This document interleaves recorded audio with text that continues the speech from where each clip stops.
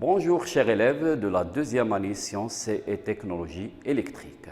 Je vais corriger avec vous l'examen national 2011 rattrapage, partie analyse fonctionnelle et transmettre.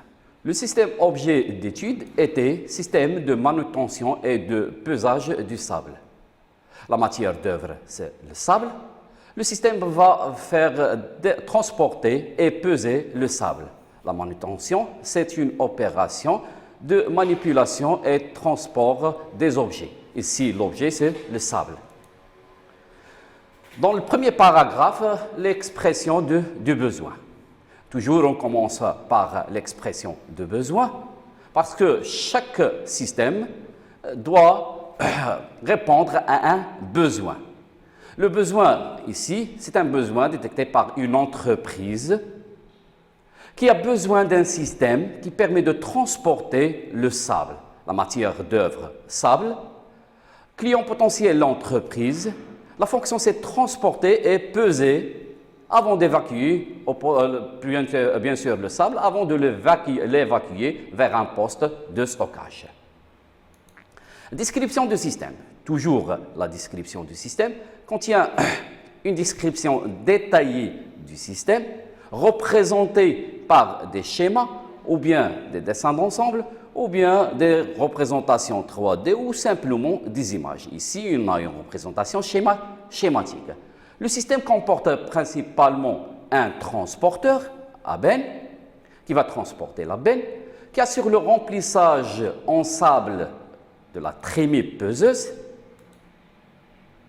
Lorsque la masse M détectée par la balance ici de pesage, M est égal à M0 vide, M est égal à M1 plein, du sable souhaité est atteinte, un dispositif ouvre la trémie. La trémie, elle est ouverte cette opération est assurée par un vérin double effet. La trémie maintenant est ouverte. Je vais verser le sable sur le tapis roulant, le tapis d'évacuation. L'alimentation du dépôt en sable, elle est permanente. Alors, les capteurs C3, C4, C5 et C6 sont solidaires à la benne, liés avec la benne, qui se déplacent avec la benne, bien sûr. Ils détectent respectivement les positions hautes. C3 va détecter la position haute, bien sûr. La position basse est détectée par C4. L'ouverture de la benne est détectée par position basse C4. Bien sûr, l'ouverture est détectée par C5 et la fermeture, elle est détectée par C6. Fonctionnement du système. À l'état initial, le transporteur à benne est en position droite, détecté par le capteur C1. La trappe de la trémie est fermée, détectée par le capteur C8 ici. La trémie est vide, M est égal à M0. Système de pesage. La benne est ouverte. Son ouverture est détectée par le capteur C5 ici. La benne est en position haute, détectée par le capteur, bien sûr, C3. Alors, le fonctionnement, il est décrit par un graphe-7. L'appui sur le bouton poussoir départ de cycle, ici, va provoquer le commencement de notre système. Condition initiale départ de cycle, M, départ de cycle est égal à 1. Je vais déplacer le transporteur à benne vers la gauche. Fin de déplacement détecté par le capteur, ici C2. Alors, je vais descendre la benne. Une fois la descente détectée par le capteur, je vais fermer la benne pour prendre une quantité de du sable plutôt. Monter la benne, puis retour à gauche, descente de la benne, ouverture de la benne pour verser le sable. Alors, si la quantité ou bien la masse n'est pas détectée, je vais refaire ce cycle. Sinon, c'est-à-dire M est égal à M1, Simultanément, je vais ouvrir la trappe pour verser le sable sur le tapis et je vais entraîner le tapis en translation par le moteur M. Une temporisation de 30 secondes après la fermeture, bien sûr, de la trappe. Une fois la trappe fermée, je vais refaire, bien sûr, le cycle. Première situation d'évaluation dans l'analyse fonctionnelle. Étude fonctionnelle. Énoncer le besoin par l'outil bêta-corne, puis compléter le diagramme des interactions pieuvres. Je vais terminer avec le FAST. Pour cela, je vais exploiter les documents ressources 1, page 9. Et je vais répondre, bien sûr, sur les documents réponse 1, documents réponse 2, pages 13 et 14. Première question, analyse fonctionnelle, énoncé de besoin. Outil bêta-corne. À qui le produit rend-il service? Bien sûr, on a dit l'entreprise. Sur quoi agit-il? La matière d'œuvre ici, c'est le sable. Dans quel but? C'est pour faire une action sur le sable, c'est-à-dire transporter et peser et évacuer le sable. Deuxième question, compléter le diagramme des interactions pieuvres. Bien sûr, en précisant les fonctions principales et les fonctions contraintes. Alors, notre objectif ici, c'est de déterminer les éléments de l'environnement humain, physique et informationnel. La première fonction FP, transporter et peser le sable. Bien sûr, c'est permettre à l'entreprise ou bien à l'utilisateur de transporter et peser le sable. Deuxième fonction, contrainte. Une fonction contrainte, c'est une fonction qui relie directement un élément de l'environnement avec le système. Je vais chercher quel élément ici? Être alimenté en énergie électrique et hydraulique. L'élément de l'environnement ici, c'est l'énergie électrique et hydraulique. Deuxième, c'est la première fonction contrainte, FC1. Deuxième fonction contrainte, FC2. Assurer la protection de l'opérateur. Je peux mettre opérateur comme je peux mettre sécurité. Fonction FC2, fonction contrainte 2. FC3, être facile à maintenir par le technicien. Maintenir par technicien. Je peux mettre technicien comme je peux mettre maintenance. Informationnelle. FC4, respecter, FC3 tout d'abord, FC4, respecter les normes en vigueur. Cela veut dire que je dois respecter l'environnement et je ne dois pas nuire l'environnement et le bruit aussi. Je ne dois pas déranger. Le système ne doit pas déranger son environnement. Je peux mettre ici environnement comme je peux mettre les normes en vigueur. FC4. Alors, troisième question, le FAST. Je vais répondre à la question comment dois-je faire pour transporter et peser le sable. Pour transporter et peser le sable, je dois assurer le remplissage et peser le sable et évacuer le sable, bien sûr. Pour assurer le remplissage en sable, je dois monter, descendre la benne, une chaîne d'énergie commandée par un moteur asynchrone triphasé ou bien menée en rotation par un moteur asynchrone triphasé, déplacer le transporteur, même chose, un autre moteur asynchrone triphasé. Le frein, c'est pour libérer ou freiner la charge, bien sûr. Détecter la position des bennes, un ensemble de capteurs de fin de course, ici, capteurs de position. Peser le sable par un dispositif de pesage. Traiter les informations, bien sûr, on a utilisé ici un microcontrôleur. Ouvrir, fermer la trappe, on a utilisé un vérin V2. Pour évacuer le sable, tapis roulant. Assurer la motorisation du tapis roulant par un autre moteur asynchrone triphasé. On a 3 moteurs asynchrone triphasés. On passe maintenant à la situation d'évaluation 2. Les ressources exploitées, document ressources 4, page 12. Le transporteur à bain est équipé d'un treuil de levage. Un treuil de levage contient une corde qui sera enroulée sur un tambour appelé treuil. Celui-ci est équipé à son tour d'un moteur asynchrone triphasé, ici M2. pouvant tourner dans les deux sens, bien sûr, pour monter, faire descendre la charge. Les mouvements de montée et descente, bien sûr, de la benne. Le moteur du treuil de la benne est muni d'un frein électromagnétique. Cela veut dire un frein qui doit freiner la charge, bien sûr. On va freiner le moteur, le réducteur et bien sûr la charge. Et les montées à l'arrière du moteur, c'est un frein à manque de courant. Cela veut dire je vais freiner lorsque je vais arrêter ou bien arrêter bien sûr le moteur. L'arrêt du moteur n'est plus alimenté, la bobine n'est plus alimentée, un ressort qui va assurer l'effort de freinage. Description de ce frein, un disque de freinage bien sûr 4, le disque de freinage 4, coulissant. Cela veut dire qu'il est animé d'un mouvement de translation. Sur la douille cannelée, contient des cannelures ici, pour réaliser la liaison glissière. Celle-ci, c'est-à-dire la douille, elle est clavée sur l'arbre pour réaliser la liaison encastrement entre l'arbre et cette douille par clavette plus deux anneaux élastiques.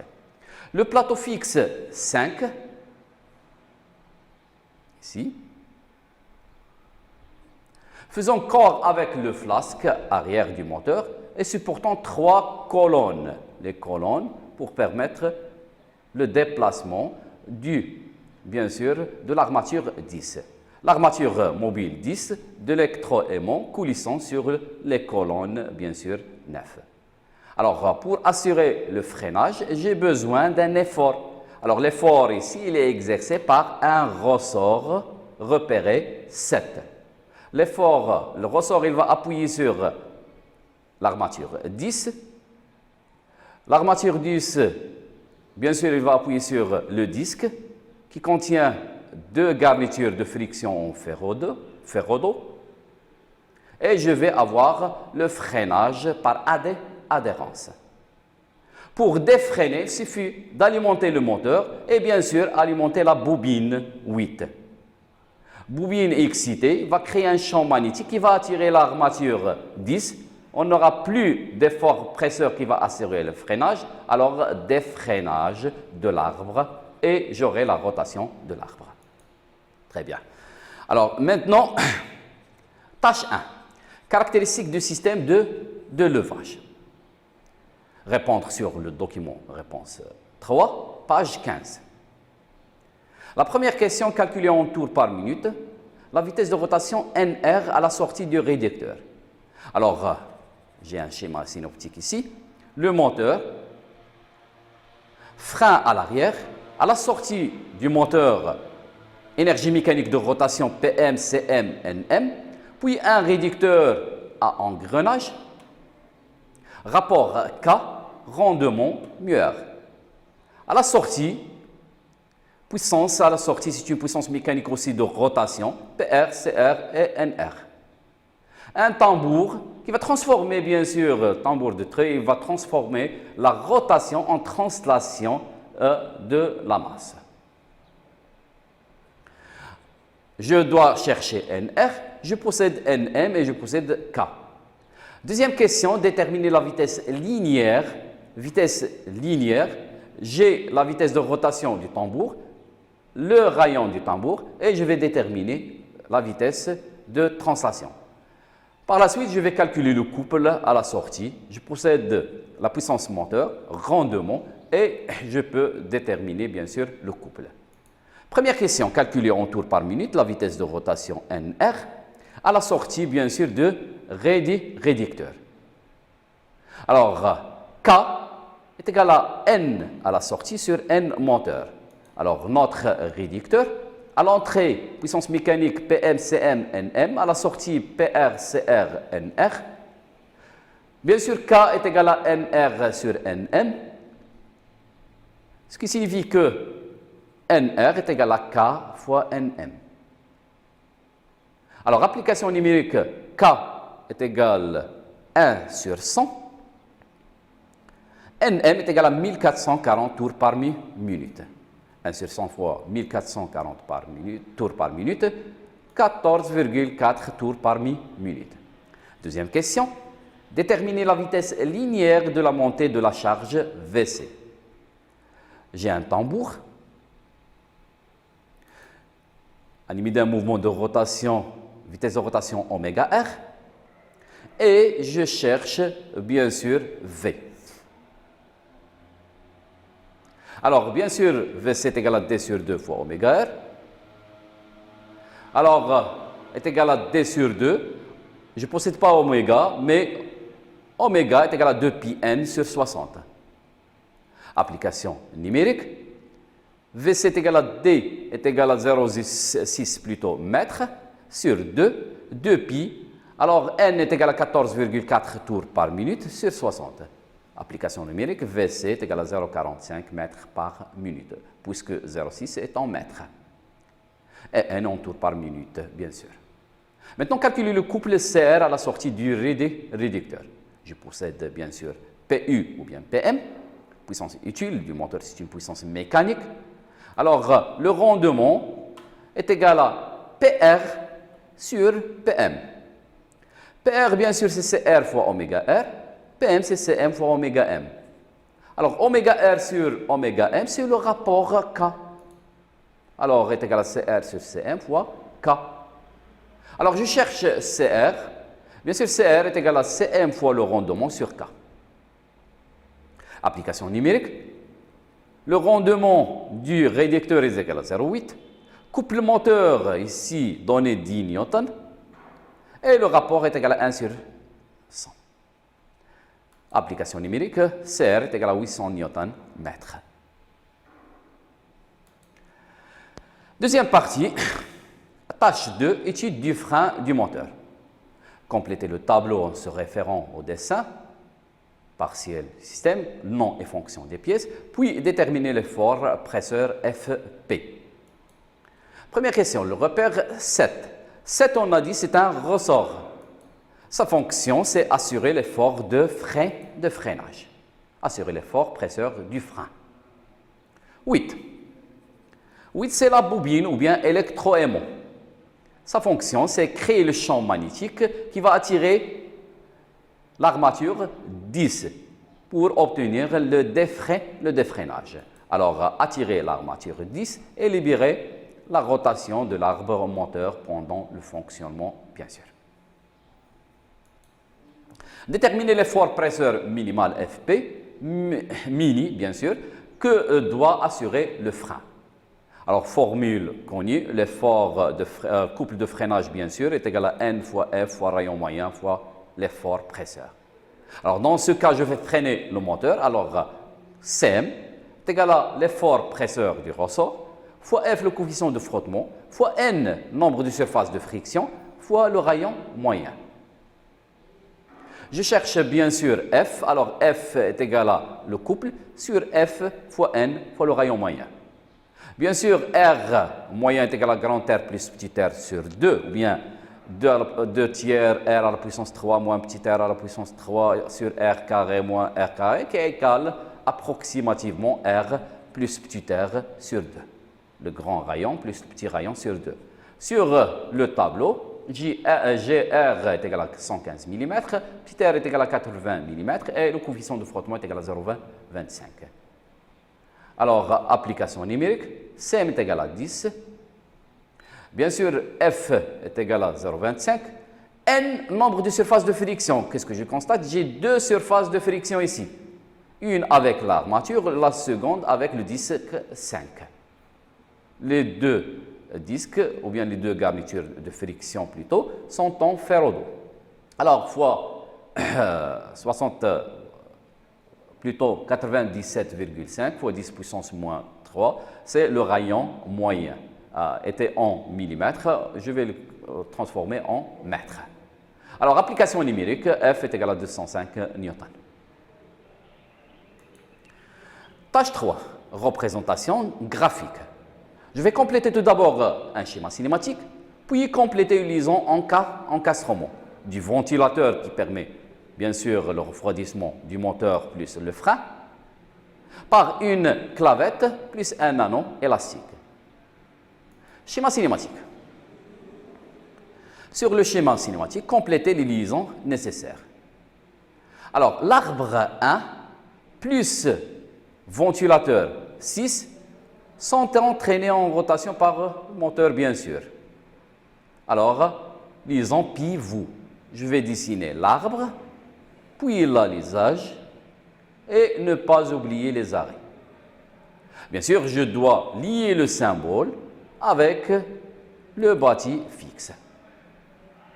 Alors maintenant, deuxième liaison de quoi? De 9 avec l'armature 10. Qu'est-ce que je constate? L'armature 10, elle est guidée en translation, on a dit, par trois axes 9. Alors, c'est une liaison glissière, symbole de liaison glissière selon l'axe. Bien sûr, les axes 9, et je dois lier le symbole avec l'armature. Puis, le disque 4, on a dit, lui aussi, il est guidé en translation par cannelure glissière ici. Alors, dernière question, complétez la liaison encastrement du ventilateur 6 avec l'arbre 1 en utilisant une clavette parallèle, un anneau élastique. Alors, je vais utiliser ici clavette plus anneau élastique pour réaliser la liaison encastrement. Je vais dessiner tout d'abord la clavette, puis la rainure, puis je vais terminer mon arbre. Je vais dessiner le bout d'arbre. On m'a dit d'utiliser un anneau élastique. Je dois prévoir, bien sûr, je dois usiner une gorge, la représentation de la gorge. Puis, je vais loger un anneau élastique. Je vais terminer l'ensemble par les hachures. Bien sûr, ici, pour montrer la clavette, une coupe partielle. Merci pour votre attention et à bientôt.